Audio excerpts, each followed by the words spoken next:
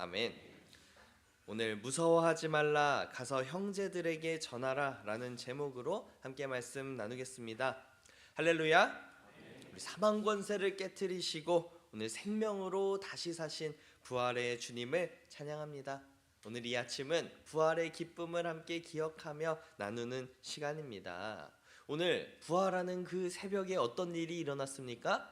그 돌문이 지진과 함께 확 하고 누가 돌문을 열었대요?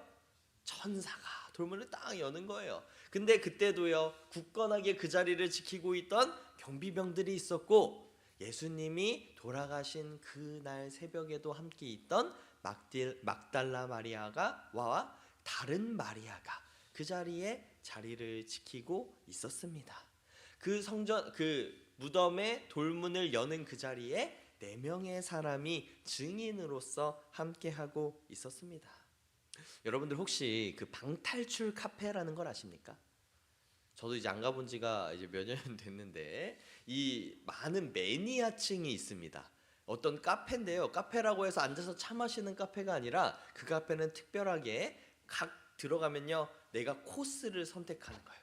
딱 선택하면서 내가 선택해서 어느 방을 딱 선택하면 거기에 조건들이 적혀 있습니다. 이 방은 몇 분 만에 나와야 됩니다. 보통 한 60분에서 90분 정도 시간이 되는데요, 선택하고 비용을 지불하고 들어가면 3명에서 4명의 사람 보통 들어가거든요. 들어가면요, 나를 안대를 끼고 어디론가 데려가요.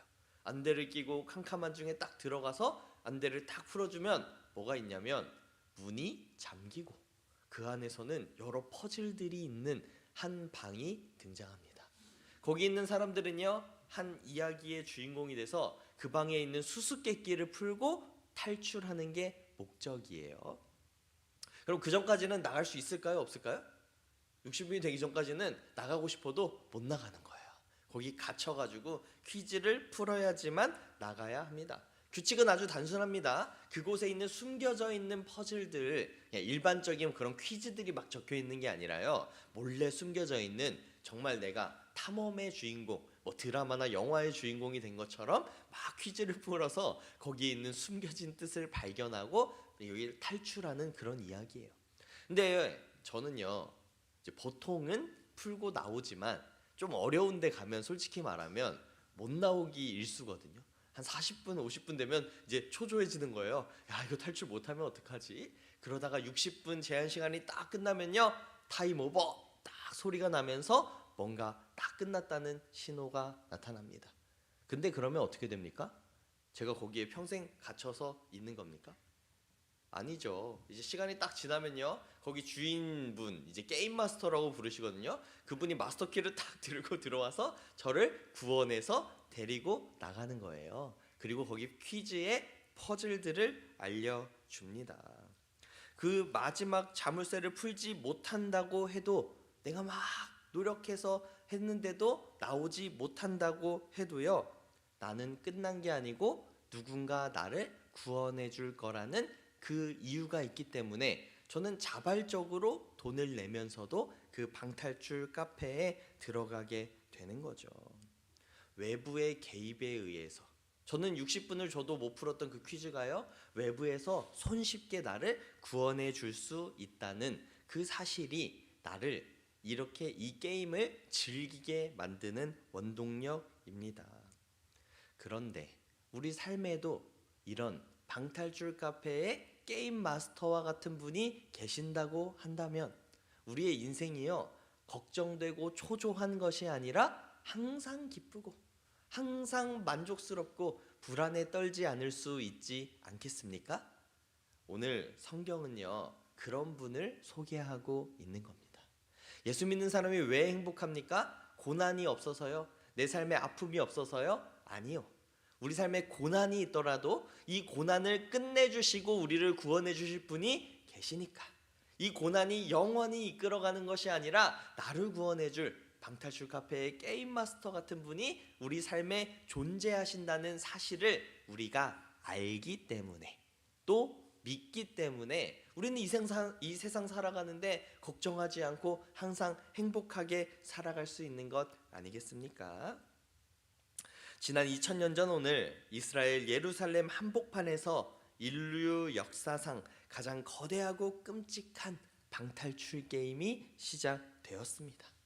그 제자들 입장에서는요, 정말로 두려웠어요. 한 번도 이 게임을 해보지 않았기 때문에 다시 구원받을 수 있을지 걱정이 쌓여 있었습니다.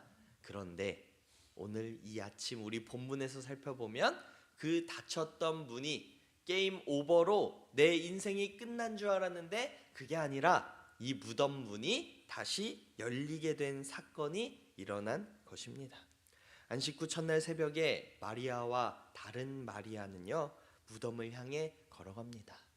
우리 지난 금요일 그리고 새벽 기도에 살펴봤던 이 두 마리아는요, 예수님을 너무 사랑했기 때문에 예수님이 부활하신다고 해서 기대감으로 그 무덤 앞에 나아간 게 아니라 너무 사랑했기 때문에 안타까운 마음으로 그 자리를 지킨 거예요. 어떻게 보면 우리도 장례식 후에 그 자리를 지키면서 애도하는 거잖아요. 아마 비슷한 마음이었을 수 있습니다. 안식 후, 안식날에는 아마 쉬었나 봅니다. 안식 후 첫날에 그 무덤 앞에 간 그 마리아의 마음들은 어땠을까요? 이제 조금 마음이 받아들여지기도 하고 여전히 또 슬픔이 있기도 하죠. 분명한 건 그 마음에 뭐는 없었습니까? 기쁨은 없었어요. 그 마음에 설레임은 없었어요. 그런데 마리아는 그 자리로 다 가며 그 무거운 발걸음을 내딛습니다. 속으로 아마 이렇게 생각했을 겁니다. 저 무거운 무덤 문을 누군가 좀 열어서 내가 예수님을 볼 수 있었으면, 예수님이 다시 살아나셨으면 얼마나 좋을까, 이렇게 생각했는지도 모릅니다. 그랬는데 갑자기 지진이 타다다다다 나면서 그 무덤 문이 싹 열리면서 천사가 그 위에 싹 하고 앉아있는 이 모습, 얼마나 성스럽고 놀랍고 무서운 장면이겠습니까? 이 장면을 한번 상상해 보세요. 이것이 바로 부활의 아침 그 두 여인이 느꼈던 마음입니다.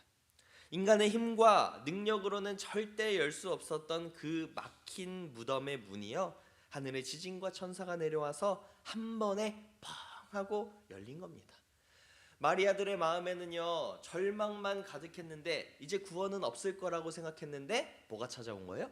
마음에 구원의 희망이 순식간에 우리는 상상하지도 못했던 그 방법으로 찾아오게 되는 것입니다.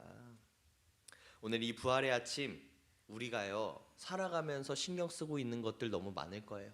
자, 지금 나 너무 피곤하고 너무 힘들고 내 인생을 이제 지배하고 있는 내 걱정거리들, 와, 내 힘으로는 이게 답이 안 보이고 어떻게 이게 해결될까 하는 그 모든 문제들이요, 하나님의 방법으로는 한 번에 해결된다는 걸 여러분 믿으며 나아가시길 주님의 이름으로 축원합니다.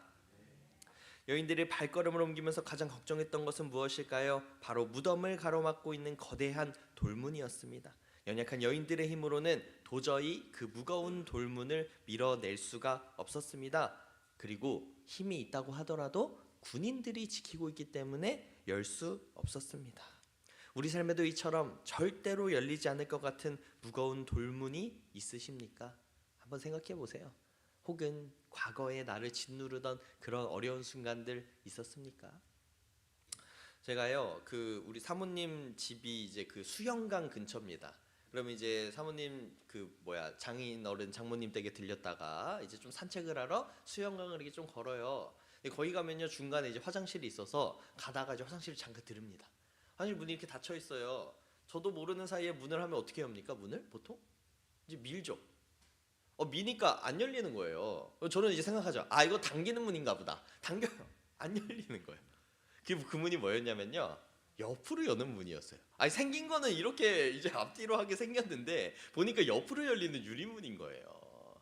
제가 막 이렇게 할 때 절대로 안 열리잖아요. 근데 어떤 사람이 와가지고 옆으로 쓱 하니까 손쉽게 열리는 거예요.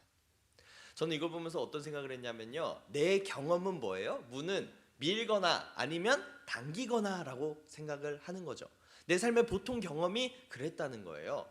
근데 그 문은요, 옆으로 하니까 열리는 문이란 걸 내가 알았다면 그 긴급한 화장실 앞에 서 있는 순간에 두려워하거나 초조해하지는 않았겠다. 그렇죠? 하나님이 우리에게 역사하시는 방식이 이것과 똑같습니다. 어떤 거랑 똑같은지 아세요? 우리는요, 우리 인생의 경험을 찾아서요, 문을 밀거나 닫으려고 해요. 어떤 문제를 해결할 때 내 힘과 능력으로 내가 해왔던 방식으로 해결하려고 하는데, 하나님은 알고 계시거든요. 그 문은 옆으로 열어야 열리는 문이다. 하나님의 우리가 너무나 걱정했던 모든 일들이요, 하나님이 어느 순간에 우리는 이 일을 해결하려면 엄청난 노력이 든다고 생각했는데, 기간이 걸린다고 생각했는데, 하나님이 손 하나 탁 하시면 해결되는 그 인생의 문제가 아무것도 아니었음을 우리는 느낄 수가 있는 그런 순간들 여러분 있으셨습니까? 오늘 2절에도 바로 그런 순간이 딱 눈앞에 펼쳐진 거예요. 그 여인들은 절대로 그 문을 열 수 없겠다 생각했는데, 그냥 하나님이 탁 하시면 지진이 탁 일어나고 천사가 와서 그 문을 쫙 여니까 쫙 열려요. 더 놀라운 건 뭔지 아십니까? 우리는 그 안에 예수님의 시신을 바라보는 것에 만족하려고 했는데, 이제는 그 무덤 안에 시신이 이미 없었다는 거예요. 우리는 상상해봤자 하나님의 손끝도 못 따라가는 겁니다. 이런 표현 있죠. 발톱의 때만도 못하다. 우리는 하나님이 하시는 그 일, 하나님이 하시는 그 생각에요, 아무것도 닿을 수가 없습니다. 여인들은 그 문을 그냥 열었으면 좋겠다, 예수님의 시신이라도 한번 닦아드렸으면 좋겠다라는 마음을 갖고 있었는데, 하나님은요, 이미 예수님을 부활시켜 놓으시고 그 무덤에서 떠나게 하신 거예요. 우리의 짧은 인간적인 생각에는 문이 열려야 그 다음에 예수님이 나오실 수 있다고 믿었는데, 그게 아니라 예수님은 문이 열리든 말든 이미 부활하셔서 그 자리에 역사하고 계신다는 것입니다.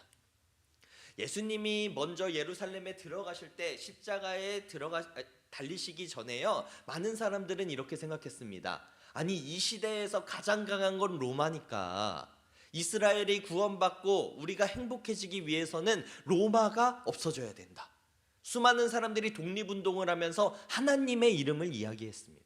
오늘날에도 그러지 않습니까? 우리의 짧은 생각으로는 이 세상에 흘러가는 것들 때문에 뭐 어떤 것들이 잘 돼야지, 우리 속에서 내 앞에 겪어져 있는 그런 문제들이 해결돼야지 하나님을 잘 바라볼 수 있죠. 뭐 정치적으로는 어떤 법안이 통과되면 안 됩니다. 혹은 어떤 사람들은요, 내가 이 예배 시간을 잘 지켜야지만 구원을 받습니다. 하나님이 생각하시는 방법은 그게 아니었습니다. 예수님이요, 그 로마 시대의 사람들만 구원하기를 원하시는 것이 아니라 그 시대 이후의 사람들도 구원하고 싶으셨기 때문에, 예수님은요, 로마를 무너뜨리는 것이 아니라 예수님이 직접 십자가에 달리셔야 한다는 걸 깨닫게 하셨습니다. 그걸 통해서 로마도 이미 무너졌죠. 이미 무너졌어요. 로마가 있습니까? 그런데 2000년 뒤에 우리는 뭘 누리면서 살아갑니까? 그 부활의 능력을, 그 기쁨을 누리면서 살아가고 있는 이 기적. 우리가 생각하는 건요, 이 시대상에 머물 수밖에 없잖아요. 우린 인간이잖아요. 그런데 하나님은 이 시대에 머물지 않으시고 그 이후의 시대 더 큰 것을 우리에게 허락해 주신다는 것입니다. 마태복음이 기록될 당시에는요, 교회에 그 바리새인들, 유대 지도자들, 그런 종교 지도자들과 로마의 극심한 핍박 속에 있었습니다. 유대 지도자들은요, 제자들이 밤에 와서 예수의 시체를 훔쳐갔다, 이렇게 거짓된 소문을 막 펼쳐놨습니다. 그래서 마태복음은 다른 복음서에는 없는요, 경비병과 임봉된 돌, 그리고 지진을 유독 강조해서 표현했습니다. 우리 4절에 보면 그를 지키고 있는 무서운 군인들. 아니, 로마 하면 뭐가 제일 무서웠겠습니까? 그 군인들이 우리를 잡아갈까 봐 무서웠잖아요. 근데 그 문이 딱 열리고 천사가 딱 앉을 때 어떤 일이 일어납니까? 지키던 자들이 그를 무서워하며 떨며 죽은 사람과 같이 되었더라. 하나님의 기적 앞에 군인들은 더 이상 무서운 존재가 아니라는 거예요. 세상의 권력은 아무것도 아니라는 걸 기록한 것입니다. 봐라, 너희들 그렇게 무서워하고 잡혀갈까 봐 걱정할 거 아무것도 없어. 하나님이 손 하나 딱 하시면 저것들은 아무것도 아니야. 우리는요, 우리 삶에 해결하기 어렵다고 느끼는 수많은 문제들 여전히 있습니다. 하지만 그것들은요, 주님의 방법 아래 아무것도 아니게 됩니다. 오늘 이 부활의 벅찬 기쁨을 나누면서 우리가 반드시 기억해야 할 영적인 역설이 하나 있습니다. 역설은요, 이 반대 패러독스를 이야기하죠. 그것은요, 우리 삶에 고난이 깊어야 부활도 깊이 체험한다라는 사실입니다. 없어 봐야 하나님의 은혜가 감사한 줄 느낀다는 거죠. 과거 우리나라가 막 보릿고개를 지나며 어려웠던 시절과 비교하면 지금은요, 절대적으로 엄청 우리나라가 잘 살아요. 최근에 삼성전자가요, 뭐 전 세계 기업의 시가총액 한 10번째 10대 기업에 들어갔나? 이제 막 주가가 막 오르면서 전 세계 기업 10, 정확하진 않습니다. 어쨌든 엄청나게 높은 순위가 됐어요. 원래는 미국 기업밖에 없었는데 제가 알기로는 이제 주가가 높았을 때는 이제 10대 기업 안에 들어갔을 거예요. 그 정도로 우리나라가요, 엄청난 능력과 실력을 갖게 되고 그에 이제 비례해서 우리 이제 국민들의 삶도 예전보다는 분명히 나아졌다는 거예요. 근데 제가 느끼기에는 막 더 삶이 힘들다고 고백하는 사람들이 특히 젊은 사람들 중에서 참 늘어나고 있는 것 같습니다. 사람들의 마음은요, 정서적으로는 훨씬 더 불안한 것 같기도 하고, 막 시달리고 막 작은 시련 앞에서도 쉽게 쓰러지려고 하는 그런 모습들을 보게 됩니다. 그런데 이런 이제 젊은 세대를 바라보다가요, 우리 뭐 권사님, 장로님 세대를 딱 생각해 보면요, 야, 어릴 때부터 그 고난을 겪으시다가 지금 이 삶을 누리셔서 그런지 몰라도요, 생각보다 삶의 만족도가 높고 막 감사함을 고백하고, 야, 옛날보다 지금은 살기 좋지, 이렇게 생각하시는 분들이 많다는 거예요. 제가 생각하기에는 이런 차이는요, 사람들이 살아온 환경에 따라 그 고통과 그 만족을 느끼는 기준점이 달라졌기 때문이라고 저는 느낍니다. 옛날에 이런 말 있죠. 막 그 부자들이요, 가난하게 되면요, 더 원래부터 가난했던 사람들보다 훨씬 더 고통을 많이 느낀다. 그런 것처럼요, 우리 삶에 이런 어려움이 찾아왔을 때 우리가 어려움이 있어 봐야 감사함이 찾아왔을 때 만족함도 늘어나게 된다 하는 것입니다. 근데 우리의 신앙도요, 바로 그렇습니다. 제가 오늘 아침에 헌신자 모임에서 이렇게 나눔을 했습니다. 오늘 아침에 뭔가 이렇게 행복한지 모른다. 왜 이렇게 기분이 좋은지 모른다. 아마도 이제 5일 동안 금식을 하다가 어제 뷔페에서 맛있게 배를 채워서 오늘이 이렇게 행복한 것 같다, 이런 솔직한 고백을 나눴습니다. 오늘 아침에는 저도 모르게 막 아침에 눈이 번쩍 떠지고요, 막 햇살도 얼마나 좋아요. 야, 아침에 제가 사실은 금식 끝나면 먹으려고 사놨던 피자빵 2,900원짜리 하나를 다 에어프라이어에 돌려가지고 정성껏 썰어가지고 딱 먹는데, 야, 이런 산의 진미가 없어요. 이렇게 맛있어요. 한번 꼭 여러분들 이제 피자빵 금식하고 한번 드셔보세요. 정말 맛있어요. 아침에 그 제로 음료랑 딱 먹고 이 교회를 걸어오는 이 짧은 길이지만 이걸 걸어 올라가는 길이요, 전혀 다르더라고요. 5일째 금식하는 날 아침에는요, 올라가기 힘들어서 사모님이 새벽 기도 시간에 저를 뒤에서 막 밀어줬거든요. 오늘 아침에는 뭐 이게 시간이 왔는지 언덕이 있었는지도 모르게 가는 이 발걸음, 저에게 우습게 표현했지만 이 고난의 시간, 금식의 시간이 없었더라면 이 만족과 기쁨의 시간이 있을 수 있겠습니까? 물론 하나님께서 너희들은 고통을 느껴봐야지 좀 부활의 기쁨을 느껴 하면서 억지로 우리에게 고난을 주시진 않습니다. 근데 하나님이 주시지 않으셔도요, 우리 삶은 원래가 고난입니다. 하나님 없는 삶은요, 원래 우리의 삶은 고통이 가득한 게 기본입니다. 근데 이 고난 속에 살아가던 우리가 하나님의 은혜를 받는 순간 우리는 더욱더 기쁜 은혜를 느낄 수 있는 것입니다. 신앙도요, 이렇게 흘러갑니다. 우리의 신앙이 왜 이렇게 메마른 것처럼 느껴지는 분들 계십니까? 때때로는 내가 왜 이렇게 요즘에는 기도도 안 되고 감격이 없지? 여러분, 우리 삶에 은혜를 깊이 묵상해야 됩니다. 그리고 우리가 하나님이 없던 그 순간, 내가 너무나 고통스러웠던 그 순간을 떠올려 보십시오. 제가 예수님을 믿는 처음 믿는 사람들에게 간절히 기도하는 것들이 있습니다. 이 타의로 보통 교회에 나오게 되거든요. 자의로 나오는 사람은 정말 복된 거죠. 근데 보통 타의로 나와요. 저도 타의로 나왔습니다. 누구의 의지예요? 부모님의 마음으로 처음에 나오게 되는 거예요. 저는 선택권이 없었죠. 제가 이제 재작년에 왔었을 때 우리 어린아이들 중 한 명이 뭐라고 저한테 얘기했냐면, 우리 교회 오면 어때요? 이렇게 물어봤는데, 누군지 기억이 안 나는데 교회 오면 어때? 이렇게 물어보니까 그러더라고요. 그냥 나오는 거죠 뭐. 저는 인생 다 산 줄 알았어요. 우리 막 어른인 줄 알았어요. 그러면서 하는 말이, 저는 선택권이 없어요. 사실입니다. 대부분의 사람들이 신앙을 그렇게 시작하는 거, 그거 틀린 거 아닙니다. 그렇게 하는 거예요. 그런데 그 다음에 뭐가 쌓여야 되냐면, 우리 마음 가운데 은혜의 순간들이 쌓여야 돼요. 내 마음에 그 다른 사람이 말해주는 은혜 말고요, 내가 믿는, 내가 경험한 하나님에 대한 그 은혜의 순간들이 쌓이면요, 우리 계시는 우리 성도님들 그 은혜의 순간이 쌓이니까 어떻게 됩니까? 나오지 말라고 해도 나오시고, 좀 집에서 쉬세요 해도 알아서 나오시는, 이 자연스러운 내 마음의 믿음이 쌓이게 된다는 거예요.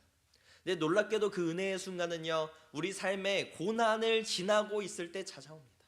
우리 삶의 고난 기간 속에, 절망 속에 쌓여 있을 때 찾아오는 것이 은혜의 순간인 줄 믿습니다.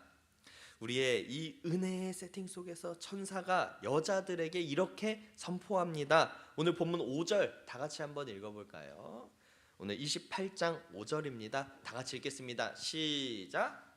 천사가 내게 말하여 이르되 너희는 무서워하지 말라. 십자가에 못 박히신 예수를 너희가 찾은 줄을 내가 아노라. 6절에 그가 여기 계시지 않고 그가 말하시던 대로 살아나셨느니라. 와서 그가 누우셨던 곳을 보라. 우리는요, 지난 3월 셋째 주일에요, 달란트 비유를 제가 나눴었는데, 1달란트 받은 종이 삶을 낭비한, 그걸 사용하지 않고 땅속에 묻어둔 이유가 뭐라고 설명드렸었냐면, 두려움 때문이라고 말씀드렸습니다. 그 군인들만요, 두려워가지고 막 죽은 사람처럼 된 게 아니라요, 이 여인들도 놀랐지만 한편으로는요, 또 두려움이 가득했습니다. 초자연적인 일이 일어나면 막 무섭죠. 저는요, 막 웅장한 산에 올라가서 그 웅장한 산을 바라보기만 해도 뭔가 몸이 굳는 것 같은 그런 느낌이 들더라고요. 그런 것처럼요, 그 여자들이 두려워하고 있었습니다. 그때 천사들이 이렇게 이야기합니다. 무서워하지 말라. 그 군인들한테 이야기한 거 아니에요. 그 여인들에게 와서 이야기했습니다. 왜 여인들만 두려워하지 않았어야 될까요? 무서워할 필요가 없었죠. 왜냐하면 이미 우리의 모든 두려워하는 이유는 무엇입니까? 세상의 권력이나 나에게 해를 끼칠 것 같기 때문에 두려워하는 건데, 예수님이 부활하신 것은 바로 우리를 위한 사건이었기 때문입니다. 부활의 복음은요, 오늘 빈 무덤 앞에 천사가 말하는 것과 같습니다. 무서워하지 말라. 우리의 모든 죄와 사망의 저주를 향해 떨어져야 할 그 진노와 그 충격을 예수님께서 이미 다 지셨다, 이렇게 이야기하는 것입니다. 이제 두려움을 벗어던진 여자들은요, 무서움과 큰 기쁨을 안고 제자들에게 이 소식을 전하려고 달려가게 되는 것입니다.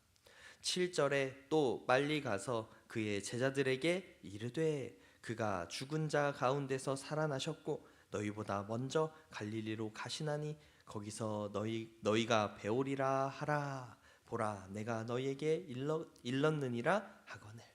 천사가요, 두려워하지 말라 한 다음에 한 이야기가 뭐예요? 빨리 가서 제자들에게 이 소식을 전하라. 바로 이어지는 이야기입니다.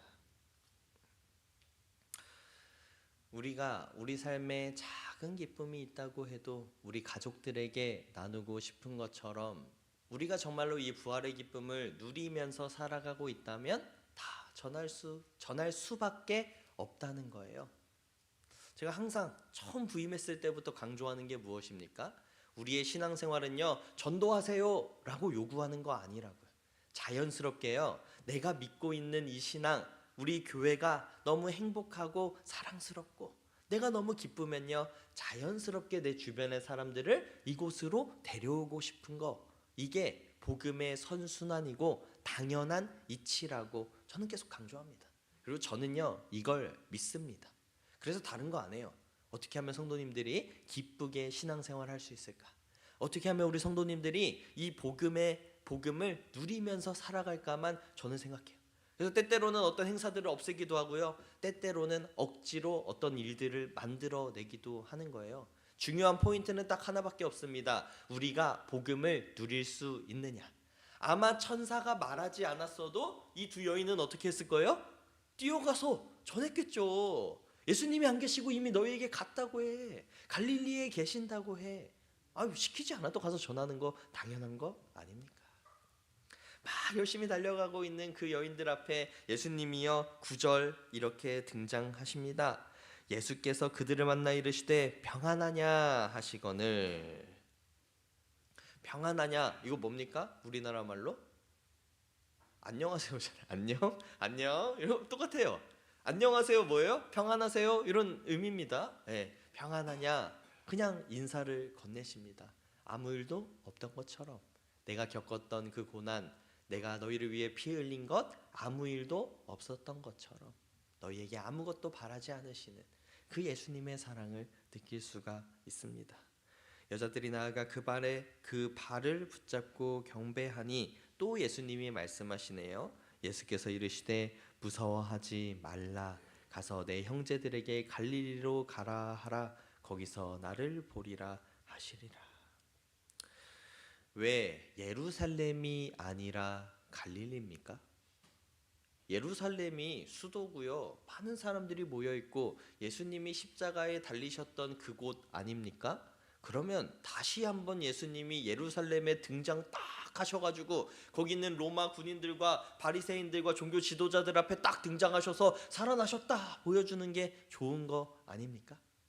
이것도 문을 밀거나 당기려고 하는 우리의 생각인 거예요. 예수님은 그 시대만 또 본 게 아니고 나를 못 박았던 군인들만 본 게 아니라 제자들의 마음의 상태를 살피셨습니다. 갈릴리는 어떤 곳입니까? 예수님의 복음이 시작한 곳입니다. 처음 복음을 전하시고 제자들을 부르셨던 곳. 베드로가 거기서 어부 생활을 하고 있을 때 부르셨던 그 마음의 첫사랑이 시작된 그곳입니다. 이 예루살렘에 딱 등장하셨으면 멋은 있었겠죠. 그 당시에 임팩트는 있었겠죠. 하지만 그곳에서 찾아야 할 제자들은 자신의 고향으로 돌아가 있었고 그 갈릴리에서 만난 제자들의 복음이요 예수님이 그 당시에 직접 전하지 않으셔도 2000년이 지난 우리에게까지 복음이 전달된 거 보면 이건 완벽한 선택이었다. 제자들을 부르신 곳 어부들이 그물을 던지던 땀냄새 나는 삶의 터전 소외된 자들이 모여있는 일상의 치열한 현장이 갈릴리였습니다. 부활하신 주님은요 굳게 닫힌 종교의 틀을 깨고요 우리의 치열한 일상 삶의 현장으로 가라고 그곳에서 만나자고 이야기하십니다.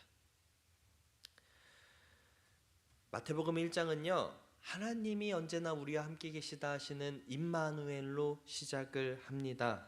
그리고 십자가의 죽음으로 그 약속은 어떻게 되는 거지? 다 깨어졌던 그 이야기는 오늘 28장 부활을 통해 영원히 파괴될 수 없는 영원히 우리와 함께 하시는 예수님으로 임마누엘을 증명하시고 완성하십니다.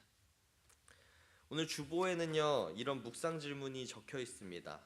내 삶의 소망을 굳게 막고 있는 두려움과 절망의 돌문은 무엇입니까? 돌문을 여시고 무서워하지 말라 하시는 부활의 주님을 만난 나는 오늘 누구에게 나아가 이 기쁨을 전하시겠습니까? 사랑하는 성도 여러분, 고난 중에 계신 분들 계십니까? 잘 오셨습니다. 여러분들에게는 곧 이 부활의 기쁨을 누릴 때가 찾아올 것입니다. 이제 빈 무덤과 내 앞에 꽉 막힌 돌문에서 시선을 거두고 우리를 내가 이해하지 못하는 섭리로 인도해 주실 주님을 기억하며 나아가길 주님의 이름으로 축원합니다. 그리고 우리는요 이제 어디로 가야 됩니까? 저 갈릴리 내 삶의 터전으로 내가 살아가던 일상의 그 순간으로 돌아가 주님께서 우리에게 주신 이 기쁜 소식을 가서 전하는 그런 제자가 되어야 하는 것입니다. 부활의 큰 기쁨을 전하는 거룩한 생명의 증인들 되시기를 주님의 이름으로 축원합니다. 이 시간 우리 찬양 하나 부를 건데요, 우리 시선이라는 찬양이에요. 이 가사를 보면요, 내게로부터 눈을 들어 주를 보기 시작할 때 주의 일을 보겠네.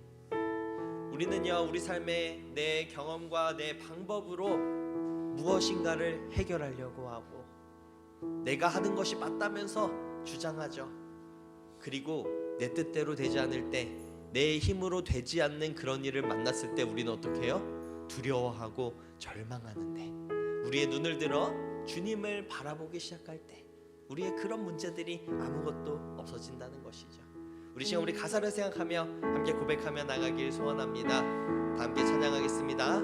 내게로부터 눈을 들어, 내게로부터 눈을 들어 주를 보기 시작할 때 주의 일을 보겠네. 아멘. 내 작은 마음, 내 작은 마음 돌이키사 하늘에 꿈꾸게 하네. 주님을 한 번 더. 내게로부터 눈을 들어, 내게로부터 눈을 들어 주를 보기 시작할 때 주의 일을 보겠네. 내 작은 마음, 내 작은 마음 돌이키사 하늘에 꿈꾸게 하네. 주님을 볼 때 모든 시선을 주님께 드리고 살아계신 하나님을 느낄 때 내 삶은 주의 역사가 되고 하나님이 일하기 시작한 모든 시선을 주님께 드리고 살아계신 하나님을 느낄 때 내 삶은 주의 역사가 되고 하나님이 일하기. 모든 시선을 한 번 더 고백합니다. 모든 시선을 주님께 드리고 살아계신 하나님을 느낄 때 내 삶은 주의 역사가 되고 하나님이 일하기 시작하네. 이 시간 우리 기도하며 나가길 소원합니다. 이 시간 기도할 때요, 우리 마음 가운데 주님, 오늘 이 부활의 기쁨을 누리는 이날 내가 주님의 그 은혜를 바라보길 소원합니다. 내 삶 가운데 부어주셨던 그 수많은 은혜들 다시 한번 주님을 바라보며 은혜를 감격하며 나가길 소원하오니 주님의 증인으로 사용하여 주시고 주님의 뜻을 전하는 자 되게 하여 주시옵소서. 이렇게 주님의 은혜를 사모하며 간구하며 다시 한번 부활의 기쁨을 누리는 자녀가 되기를 소망하며 기도하며 나가길 소원합니다. 다 함께 기도하겠습니다. 사랑과 은혜가 충만하신 아버지, 우리의 마음들이 주님의 기적을 바라볼 때, 주님이 하시는 그 일을 바라볼 때 아버지, 내 삶 가운데 주님이 주시는 그 평화와 참된 기쁨을 누릴 줄 믿사오니 이 시간 주님의 은혜를 바라보게 하여 주시고 우리의 눈을 들어 주님을 바라보게 하여 주시옵소서. 아버지, 지금 우리 마음 가운데 고난의 순간을 지나는 성도들이 있습니까? 아버지, 내 마음에 주님의 기쁨을 알지 못하는 사람들이 있습니까?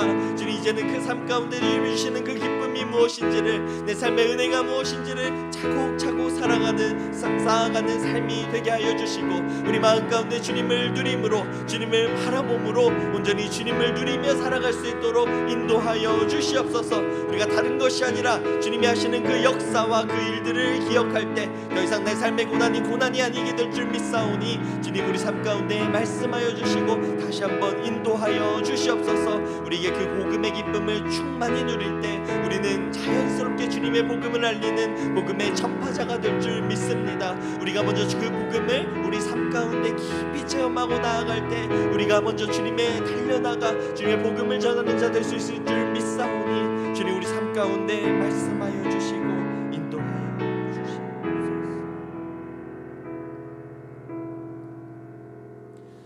사랑과 내가 충만하신 아버지, 오늘 우리에게 이 부활의 기쁨을 허락하심에 감사를 드립니다. 더욱이 감사한 건 우리 삶 가운데 우리의 고통의 순간에 있었을 때 우리를 사랑한다 말씀하시고 우리가 보잘것 없었을 때에 우리를 귀하다 여겨주신 그 은혜에 감사를 드립니다.